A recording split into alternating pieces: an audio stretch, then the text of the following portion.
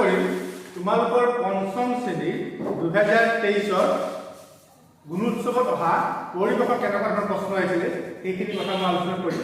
তাৰ আগতে যিকোনো শ্ৰেণীৰে 3, 4, 5 এই তিনিটা শ্ৰেণীত কেনেকুৱা ধৰণৰ প্ৰশ্ন আহিব, কোনটো বিষয়ৰ পৰা কিমান প্ৰশ্ন আহিব এইখিনি কথাও আমি অকণমান বুজি লওঁ। ঠিক আছে, ইয়াত ভাষা 1 বুলি লিখিছোঁ। প্ৰথমতে ভাষা 1 মানে কি? অসমীয়া। তেনেকৈ দফা দিয়া থাকিব আৰু দফা কৰি পেলাই প্ৰশ্ন কৰিব লাগিব। মানে অসমীয়াত মুঠ 16টা প্ৰশ্ন থাকিব। প্ৰতিটো প্ৰশ্নৰ এইটোত 1 নম্বৰকৈ থাকিব। কেইটা প্ৰশ্ন থাকিব? 16টা। আগতো 16টাই আছিলে। 1 নম্বৰ প্ৰশ্নৰ পৰা 16 নম্বৰ প্ৰশ্নলৈকে। ঠিক আছে, 16টা প্ৰশ্ন ক'ত থাকিব? অসমীয়া। ভাষা 2 ইংৰাজী। ইংৰাজীত 10 নম্বৰ আছে। 10 নম্বৰ ইয়াত 5 হওক বা 4 হওক বা 3 হওক। ঠিক আছে, চাবা মন কৰিবা। গণিতত 18 নম্বৰ আছে। গণিতত বেছি নম্বৰ আছে। অকল ইয়াতেই নহয়, আৰু গণিতত কি দিছে নহয়, এইখিনিতো OMR থাকিব, হয়নে? OMR ফিল আপ কৰিব লাগিব, হয়নে? গুল কৰি দিব লাগিব, হয়নে? ইয়াত কৰিব নালাগে, হয়নে বাৰু? MCQ হ'ব আৰু তাত তুমি লাহেকৈ শুদ্ধটো বাছি আনি OMR আৰু ফিল আপ কৰিব লাগিব। 3, 4, 5 হয়নে? 3, 4, 5 তোমাক নিজে গুল কৰিব লাগিব। আগতে কৰিছা, বুজি পাইছা নহয়? OMR মানে গুল কৰা, হয়নে?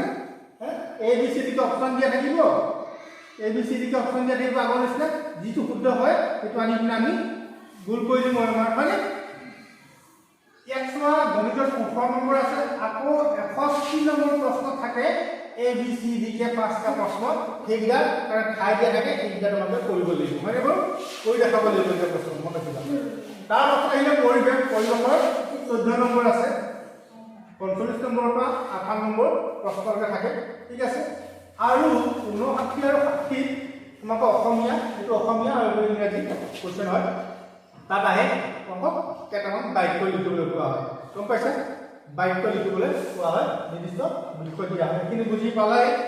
তাৰ পাছত 62 আৰু 63 তোমালোকক পঢ়িবলৈ দিয়া হয়। এইখিনি আছিল আমাৰ আগতে অহা গুণোৎসৱৰ পেটাৰ্ণটো, মানে কিমান নম্বৰ আহে কোনটো বিষয়ৰ পৰা, আৰু এইবাৰ কেনেকৈ আহিব, হয়নে? গুণোৎসৱ পালেহি, গতিকে তোমালোকে বুজি পাইছে এইখিনি কথা?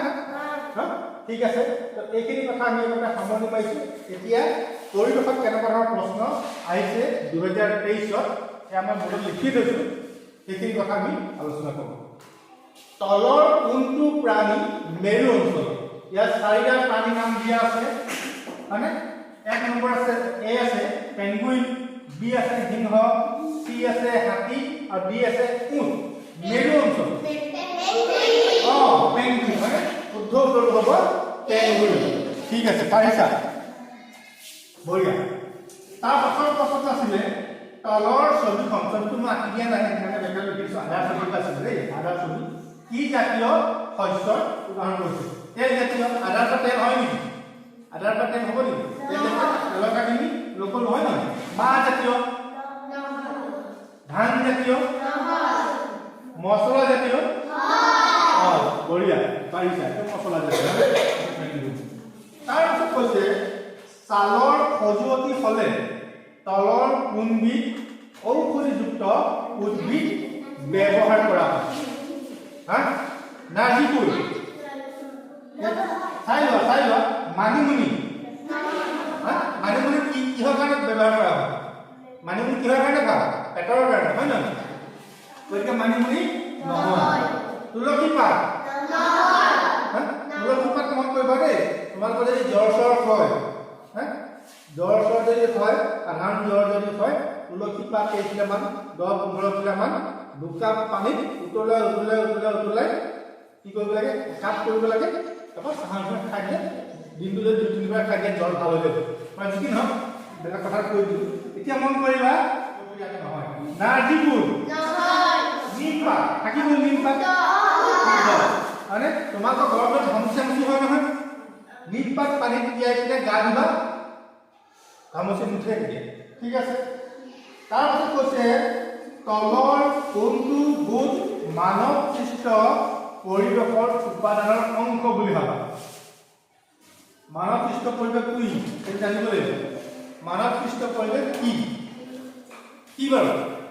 মানৱ সৃষ্ট পৰিৱেশ হৈছে মানুহে সৃষ্টি কৰি লোৱা পৰিৱেশ এটা বস্তু বুজিছো হয় না এটা চোৱা মানুহে নিজে সৃষ্টি কৰি লোৱা কোনটো সৃষ্টি কৰিছে সূৰ্যৰ পোহৰ পানী মাটি এইবোৰ হয়নে এই নহয় ঘৰ ৰাস্তা ঘাট দলং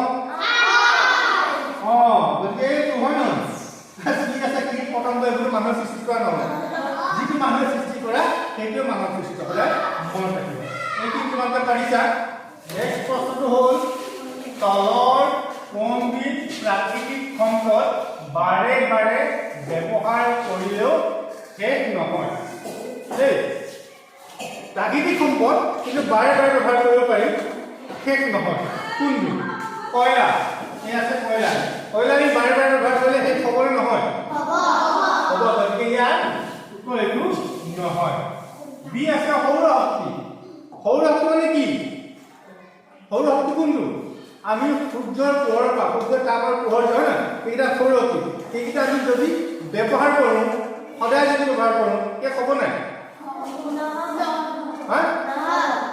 সূৰ্যৰ পোহৰ শেষ হৈ যাব পাৰে জানো গতিকে সূৰ্যৰ তাপৰ পোহৰৰ যিটো শক্তি তাৰ পৰা যিটো আমি পাওঁ সেইখিনি কথা কৈছে এইটো তুমি গৰম দিনত কেনে পোচাক পৰিধান কৰিবা যেতিয়া গৰম দিন আহে তেতিয়া তুমি কেনেকুৱা কাপোৰ পিন্ধিবা ঠিক আছে এই দিছে এৰী কাপোৰ গৰম দিন আহিলে আমি এৰী কাপোৰ পিন্ধিম এৰী কাপোৰ ল'ম নে কিয় গৰম গৰমৰ গৰম কাপোৰ ঊণৰ কাপোৰ হয়নে কিয় নলওঁ গৰম হয় নহয় কপাহী কাপোৰ এইটো কাপোৰ যদি আমি পিন্ধো হয় নহয় এইটো কাপোৰ গৰম বেছিয়ে উঠিব হয় নহয় গৰম দিনত আকৌ ঠাণ্ডাহে লাগে অকণমান ফেনৰ তলত পৰি থাকো হয় নহয় গতিকে এইটো নহয় এতিয়া চাবা নেক্সট প্ৰশ্নটো আছিলে মহামাৰী বুলিলে কি বুজায় মহামাৰী মানে কি মহামাৰী বুলিলে কি বুজায় বুলি কৈছে ঠিক আছে এইখিনি পঢ়িলো এই দিছে সমাজৰ বহুসংখ্যক লোক কোনো ৰোগত আক্ৰান্ত হোৱা তাৰমানে দিছে কোনো এখন সমাজৰ বহুত মানুহ একেলগে কিবা এটা বেমাৰত পৰি যোৱা হয় একেলগে বহুত মানুহ বেমাৰ হৈ গৈছে সেইটো কথা কৈছে বিধ কৈছে মাটি শুকাই শাক মেলা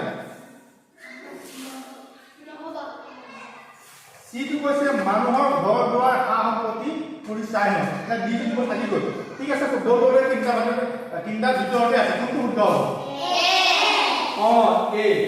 মহামাৰী হ'ল একেলগে বহুতৰে বেমাৰ হৈ যোৱা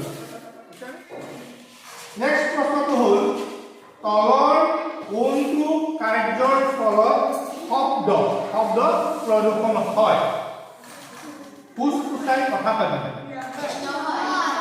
ফুসফুসাই কথা পাতিলে শব্দ বেছি নহয় হয় না শব্দ প্ৰদূষণ হোৱাৰ কথাই নহয় তাৰপাছত বি দিছে পতাকা আকাশবাণী আদি ফুটাল সবে জানো নহয় গতিকেতো সেইকাৰণে আমি দেৱালীত বেছিকৈ পতাকা ফুটাব নালাগে হয় নহয় এইটো আমাৰ বিহু উৎসৱ হয়নে এইবাৰ প্ৰশ্নটো হ'ল দাঁতৰ আলু উঠহা আৰু তেজ ওলোৱা ৰোগ প্ৰতিৰোধৰ বাবে কি ভিটামিনযুক্ত আহাৰ খাবা আমাৰ দাঁতৰ আলুটো কেতিয়াবা কি হয় উঠহি যায় ফুলি যায় তেজো ওলায় হয়নে তেনেকুৱা যদি বেমাৰ হয় আচলতে আমাৰ বেমাৰবোৰ গম পাইছেনে বেমাৰ হ'লে আমি যদি খাদ্য খাওঁ কিছুমান সেইবোৰৰ ভালেই হৈ যায় আমি যদি সুষম আহাৰ খাওঁ আমাৰ বেমাৰ বহুত কম হ'ব গম পাইছা এতিয়া এনেকুৱা যদি বেমাৰ হয় তেনেকুৱা বেমাৰ হ'লে আমি কেনেকুৱা ধৰণৰ খাদ্য খালে বেমাৰটো ভাল হোৱাৰ আশা থাকে চোৱা ভিটামিন এ ভিটামিন এ খালে আমাৰ কি হ'ব নহ'ব চকু বেমাৰ নহয় হয় নহয় কুকুৰ কোনা মই ৰাখিবা কুকুৰ আহে পৰীক্ষা নাহে যে কি ভিটামিনৰ অভাৱত কুকুৰি কৰা হয় হয়নে ভিটামিন বি কমি গ'লে কি বেমাৰ হয় বেৰি হয়নে ভিটামিন চি হয় ভিটামিন চি হয়নে ভিটামিন চি শুদ্ধ উত্তৰ আৰু ভিটামিন বি আছে ভিটামিন বিটো কমিলে কি হয় কি হয় আমাৰ হাড়বোৰ দুৰ্বল হয় হয়নে হাড়বোৰ দুৰ্বল হয় ঠিক আছে নেক্সট প্ৰশ্ন হ'ল তলৰ কোনটো হৰদ ঋতুৰ এটা বৈশিষ্ট্য তলৰ কোনটো হৰদ ঋতুৰ এটা বৈশিষ্ট্য আমাৰ ঋতু কেইটা আছে তাই এইটো হ'ল শৰৎ ঋতুৰ সময়ত কি দেখা পোৱা সেইটো চাই পেলাই তোমাকে ক'লেই হ'ল শীতৰ প্ৰকোপ বাঢ়ে বতৰ গৰম হয় শেৱালি ফুল ফুলে নিবিমালিকা জাগা নাই কাৰণে দৰকাৰো নাই তলৰ কোনটো কাৰ্য আৰক্ষী চকীৰ দ্বাৰা সম্পাদিত আৰক্ষী চকীৰ দ্বাৰা লিখা পঢ়া হয়নে লিখা পঢ়া কামটো আৰক্ষী চকী পুলিচে কৰে নেকি গাঁৱত খোৱা পানী যোগান ধৰা সেইটো নহয় নল নৰ্দমা নিৰ্মাণ কৰা পুলিচৰ কাম নেকি নহয় সমাজত শান্তি শৃংখলা তলৰ চিত্ৰত থকা খাদ্যবিধ কলডিলৰ চিত্ৰটা দি আছিলে কোনবিধ উপাদান প্ৰচুৰ পৰিমাণে থাকে কলডিলৰ ছবিটো কলডিলৰ আছে আমাৰ ছবিটো থকা নাই আৰু কি উপাদান বেছি থাকে চৰ্বি শৰ্কৰা ভেৰি গুড জানা ঠিক আছে আৰু এটা প্ৰশ্ন আছিলে ঠিক আছে এটা প্ৰশ্ন থাকি গ'ল এইটো আছিলে মাটি প্ৰদূষণ ৰোধ কৰিবলৈ কি কৰা উচিত খেতি পথাৰত অত্যাধিক ৰাসায়নিক সাৰৰ সলনি জৈৱিক সাৰ প্ৰয়োগ কৰিব লাগে এইটো আছে বি আছিলে আৱৰ্জনাবোৰ মাটিত য'তে ত'তে পেলাব লাগে আমাৰ আৱৰ্জনা যিটো আছে য'তে ত'তে পেলাই দিব লাগে মানে সেইটো নেকি কৃষি কাৰ্যত বেছি পৰিমাণে কীটনাশক দ্ৰব্য ব্যৱহাৰ কৰিব লাগে লাগে নালাগে নালাগে গোৱা আছে কাটি পেলাব লাগে কোনটো হ'ব এক নম্বৰটো হয়নে খেতি পথাৰত অত্যাধিক ৰাসায়নিক সাৰৰ সলনি জৈৱিক সাৰ প্ৰয়োগ কৰিব লাগে